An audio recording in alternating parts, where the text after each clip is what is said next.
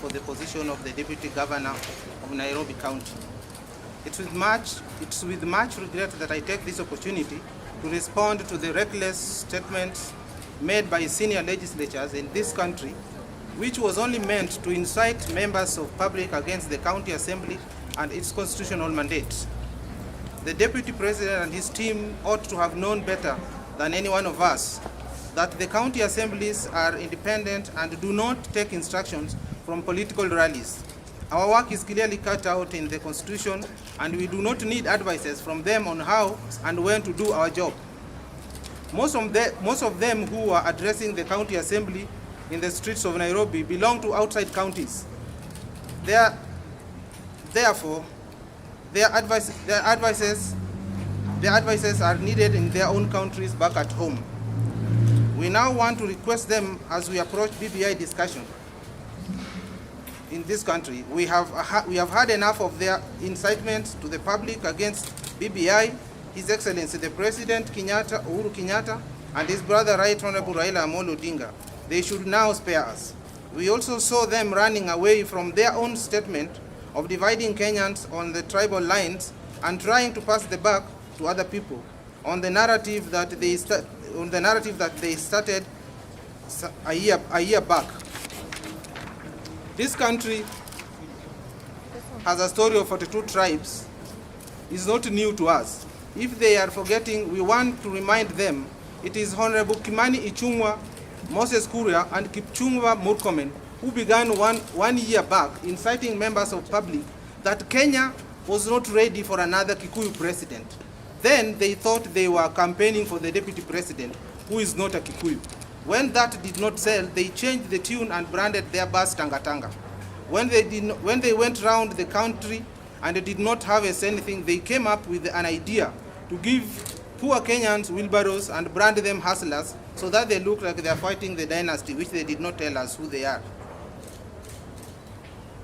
We want to remind them that charity begins at home, and remind the Kenyan youth that if wheelbarrows would bring change in our life, then they would have started distributing wheelbarrows from Sugoi and not Nairobi.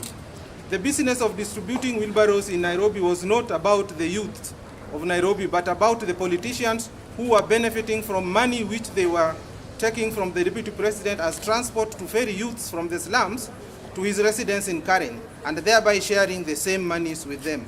Thank you. Ya kwamba County Assembly ina jukumu yake ya kufanya kisheria na hatuhitaji kuambiwa lolote barabarani. Kuna njia ambazo zimewekwa katika mujibu wa sheria ambayo kama kuna jambo wanafaa kuwasiliana na sisi, kuna namna ya kuwasiliana na sisi, lakini sio kwa barabara wakati wametoka kwa shughuli zao za Jumapili na weekend, alafu wanatuzungumzia kando kando ya barabara. Ni namna moja ya kuambia raia ambayo walitupatia kazi ni kama sisi tumeshindwa kazi yetu, na tunataka tuambie sisi hatujashindwa kazi yetu, na ndio maana tunaifanya hapa, sio barabarani. Pili, ningependa kusema ya kwamba hiki kikundi chao ambacho kinazunguka kikieneza uvumi hapa na pale ya kwamba wao ndio wanataka kuunganisha Wakenya, na tena wanasema kuna wengine ambao wanatenganisha Wakenya.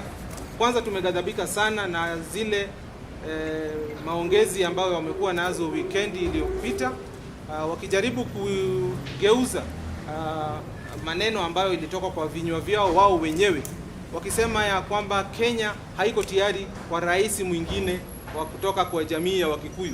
Wao wenyewe walisema kwa mdomo yao, na kama wanasahau nataka niwakumbushe, na nyinyi wana habari mnaweza wakumbusha, sababu hizi maneno mnazo katika vyombo vyenu, ya kwamba kulikuwa na wakati Kimani Ichung'wah wakishikana na Moses Kuria na Murkomen walikuwa naenda wakiambia watu Kenya was not ready for another Kikuyu president. That was the statement.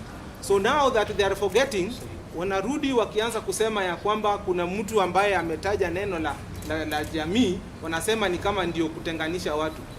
Mimi niliposikia statement ambayo ilitajwa na mtukufu rais juzi ya kuhusu jamii tofauti ambayo tuko hapa Kenya, ni kweli ni kwamba tuko jamii 44 hapa Kenya, na hakuna mahali imeandikwa ya kwamba tutatawalwa na watu wawili, na hakuna mahali imesemekana yule hafai. Sote tunafaa, sisi sote tuko na uwezo wa kuongoza nchi. Kwa hiyo kama rais alitamka neno ya kumaanisha ya kwamba jamii zingine pia zina uwezo ya kuongoza nchi, sioni makosa pale.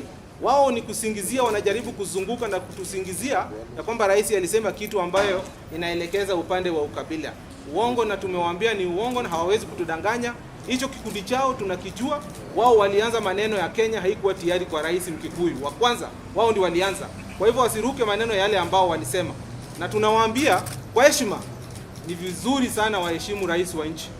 Wao kama hawaoni biashara ya kuheshimu rais wa nchi, sisi tunaona na tunaheshima kwake, na hatutakubali kila mahali wakienda wakishindwa la kusema ni kutaja jina ya rais wa nchi. Kila mahali wakienda wakishindwa kitu la kusema ni kutaja jina ya rais wa nchi. Rais wa nchi ni wetu sisi wote, na tuna jukumu ya sisi pia kumkinga ikiwa wale ambao wamekosa kitu cha kufanya ni kuzurura kila mahali kutaja jina ya rais. Hatutawaruhusu.